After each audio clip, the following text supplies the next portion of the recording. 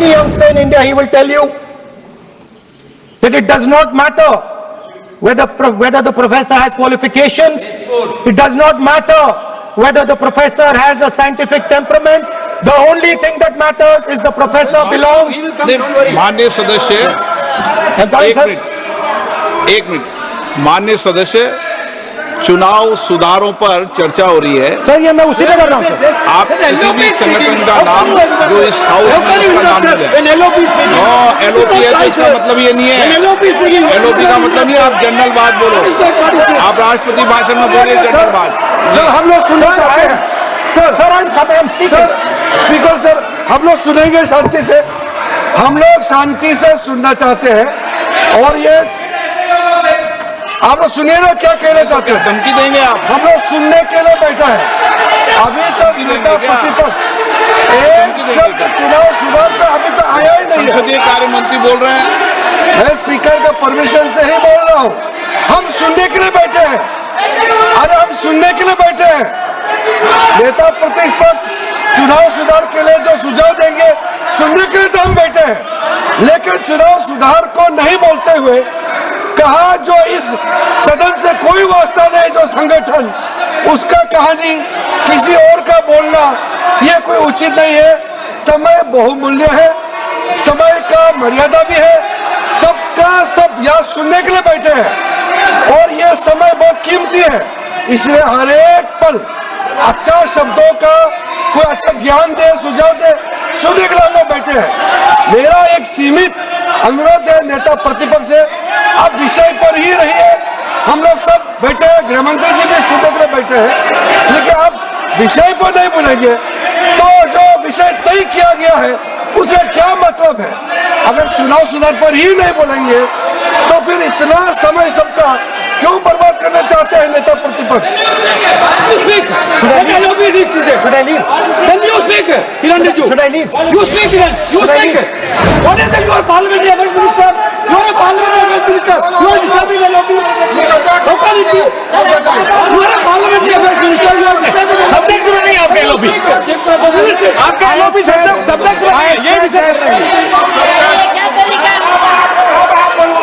The discussion that one second. The discussion is about the vote and electoral. The discussion is about the vote. एक minute sir मुझे बोलने नहीं।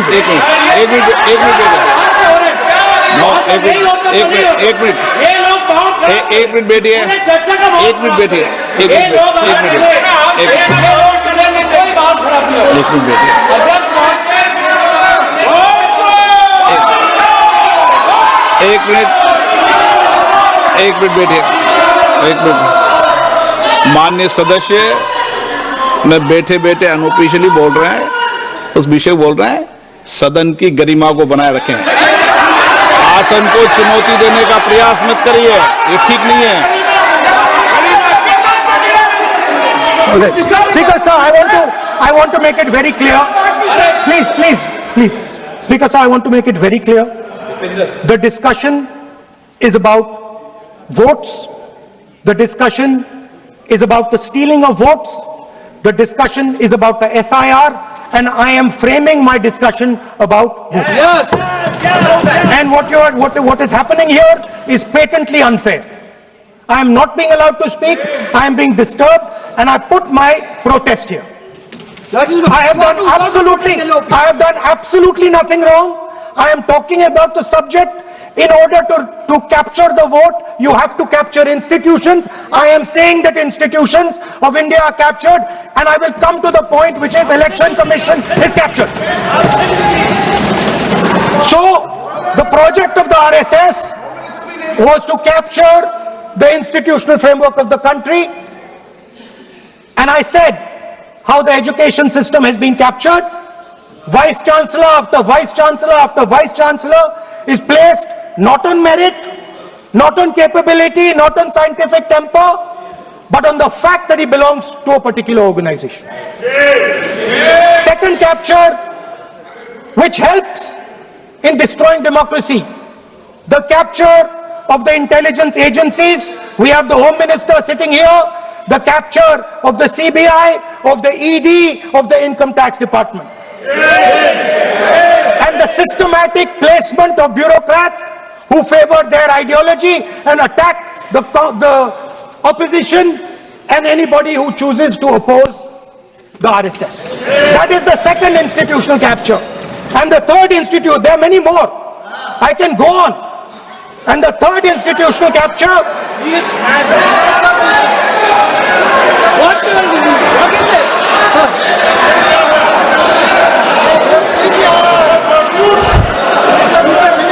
मानिए please मानिए. Yes, become sonite.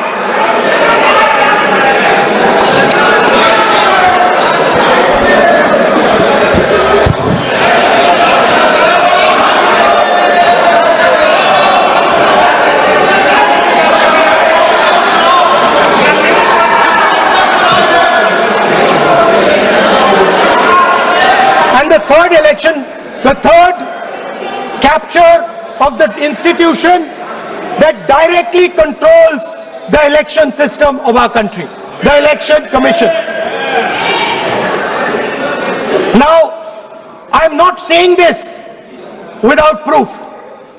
I have put forth adequate proof about how the Election Commission is colluding with those in power to shape the elections.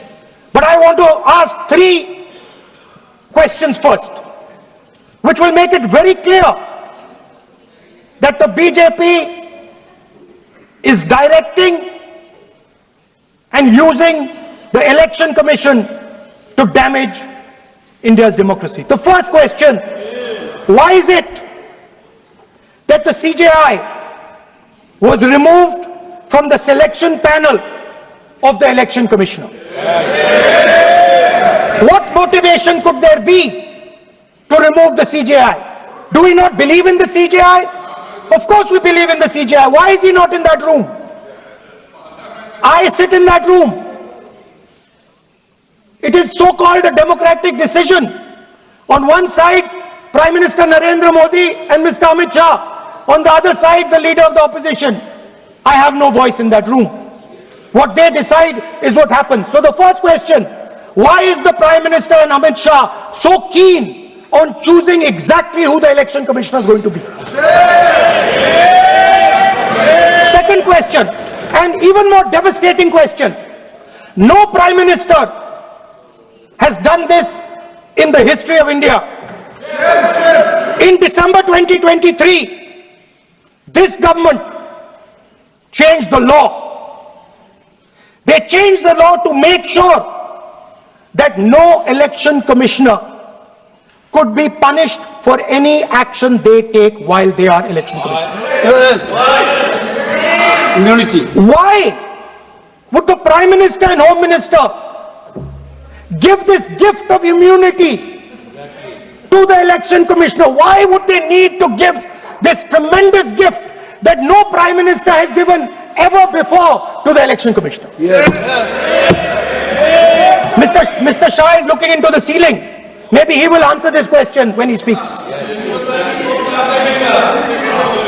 And finally, why was the law with regards to CCTVs and the data that they contain changed? Why was a law put in place that allows the Election Commission to destroy CCTV footage 45 days after the election? What is the need? The answer given is it is a question of data. It is not a question of data. It is a question of stealing the election. Now, what is the result of this institutional capture? What is the result of controlling the Chief Election Commissioner and the Election Commission? First of all, we have a set of election campaigns that are tailored for the Prime Minister. 3-month, 4-month, 5-month long campaigns are taking place so that the Prime Minister's schedule can be fitted in to the program. Second, we have a Brazilian woman who appears 22 times on the voter list of Haryana. Please. No. 22 times this lady appears. एक minute please एक minute. आप नेता प्रतिपक्ष है, मैं इस तरीके से सदन की कार्रवाई नहीं चलने दूंगा। ये सदन है, सदन की गरिमा को बनाए रखें। आप सदन की गरिमा से बोलेंगे तो ठीक नहीं, जैसे सदन नहीं चलेगा। नो, गलत तरीका है आपका, नहीं होगा। आप ले रहिए, आप ले रहिए। नहीं, माननीय प्रतिपक्ष के नेता, आप पहले अपने सदस्यों को समझाइए। नहीं चलेगा, नहीं, ठीक नहीं है। नो,